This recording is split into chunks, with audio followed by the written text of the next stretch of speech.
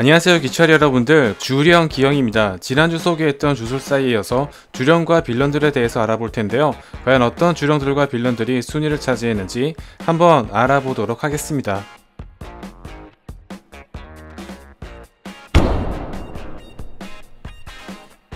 1급과 특급 사이로 분류될 정도로 뛰어난 초소우입니다. 주택 구상도 중 하나로서 인간의 편에 서길 원했지만 그의 동생들이 이타도리에게 사망한 뒤로 시부야 사변에서 빌런으로 등장하게 되는데요. 특급 주물답게 적혈 조술의 완성형으로서 천열은 지하철 내부를 마음대로 절단시킬 정도로 음속을 능가하는 스피드와 위력, 중독 현상을 일으키거나 초신성으로 근거리에서 수류탄과 같은 위력을 발휘할 수 있으며 화장실에서 물을 뒤집어 쓰며 술식이 약해졌음에도 근접전에 특화된 이타도리를 제압하는 등 실력 자체는 1급 주술사를 훨씬 능가하는 수준이었습니다. 또한 켄자쿠와의 대결에서도 피를 이용해 비행하거나 다채로운 전술을 발휘하는 등 원거리와 근거리, 자일까지 가능할 정도로 영역 전개를 제외한다면 거의 만능에 가까운 실력을 지니고 있는데요.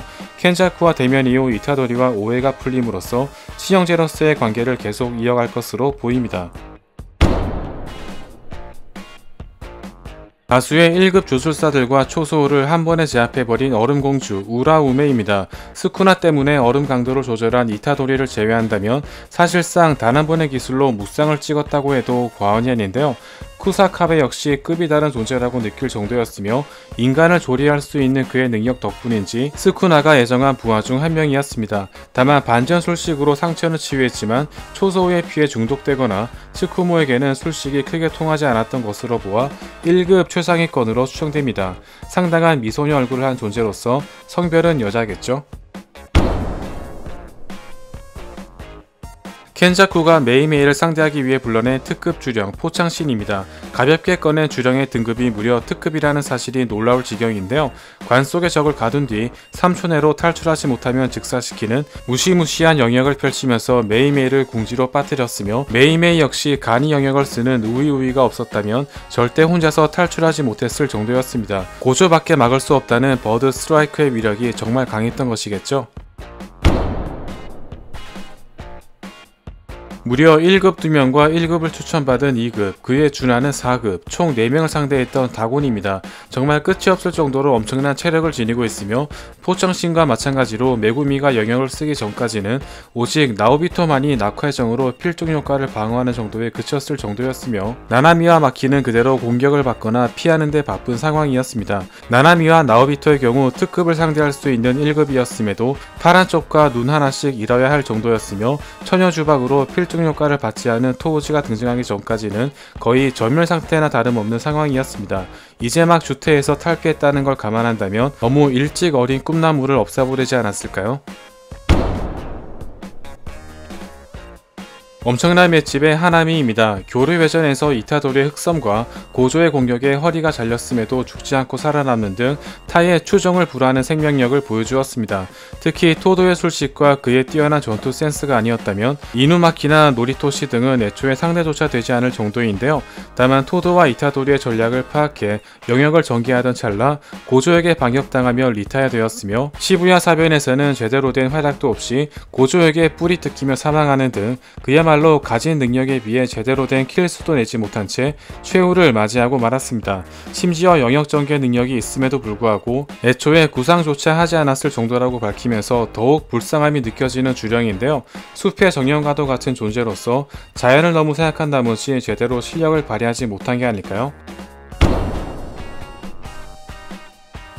작가공인 조고와 거의 동급으로 인정받고 있는 마이토입니다. 트레이드마크인 무위 전변으로 외형을 변화시켜 다양한 공격을 펼치거나 금세 데미지를 치유하는 것은 물론 대상에게 접촉 시 즉사시켜 버릴 수 있으며 영혼에 데미지를 넣지 않을 경우 타격이 없기 때문에 일반적인 주술사들은 데미지를 입히는 것이 거의 불가능하다고 볼 수 있는데요. 다만 의외로 1급 이상 주술사들에게 상당히 고전을 면치 못한 케이스로서 나나미에 의해 다리가 잘리고 도망치거나 토도에게 기성 이온체가 모두 격파되었으며 노바라에 의해 분신이 격파되고 본체에 데미지를 입는가 하면 이타도리 내부의 스쿠나로 인해 제대로 영역을 마음껏 펼치지 못했으며 편살 지형체로 각성했음에도 불구하고 결국 이타도리에게 패배하면서 켄자쿠에게 먹히는 최후를 맞이하고 말았습니다. 메카마루와 나나미에게 최후를 선사하고 편살 지경체를 터득할 정도로 무시무시한 성장 속도를 보여준 주령으로서 다른 주령들만큼 오래 살았더라면 지금보다 훨씬 강자로 거듭났을 가능성이 큰 편이었습니다. 다만 너무 형태를 많이 바꾸는 연출 덕분에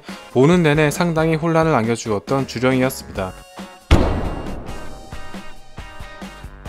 스쿠나와 격렬한 전투를 벌인 조고입니다. 스쿠나 손가락에 7개 정도 되는 위력을 가진 급이 다른 주령으로서 다곤을 어느 정도 대처했던 나오비토, 나나미는 그대로 사망 상태에 이르렀으며 스쿠나와 대적할 당시 사용했던 극번 운이라는 술식은 운석으로 빌딩 수채를 날려버릴 정도의 위력이자 스쿠나까지 어느 정도 위협을 느낄 정도였습니다. 대전 상대가 유독 넘사벽 인물이었던지라 워낙 전적이 안 좋은 주령이었는데요. 고조에게는 영역 전개까지 사용했으나 고조의 영역에 곧 참패를 당했으며 손가락 15개를 먹은 스쿠나에게 역시 단 한 대도 피해를 입히지 못한 채 그대로 사망하고 말았습니다. 다만 스쿠나로부터 역대 가장 강력한 존재 중 하나였다고 인정받으면서 마이토와 마찬가지로 주령 조슬로 지배하기 상당히 힘든 주령이었습니다. 게토의 몸을 차지한 시부야 사변의 최종 보스 켄자쿠입니다. 초소를 비롯한 주택 구상도 및 이타도리의 아버지라고 볼 수 있는데요. 뇌를 바꾼 육체의 술식을 그대로 습득한 탓에 게토의 주령 조수를 비롯해 마이토의 무위 전변을 원격으로 시연하는 등 그야말로 온갖 흉악한 기술들을 모조리 흡수한 사기적인 스펙을 띠고 있습니다. 초소우는 가지고 놀 정도였으며 이후 츠쿠모가 블랙홀을 만들어 동기어진해야 했을 정도로 어지간한 특급 두세 명은 달라붙어야 겨우 해볼 만한 최강자 라고 볼 수 있습니다.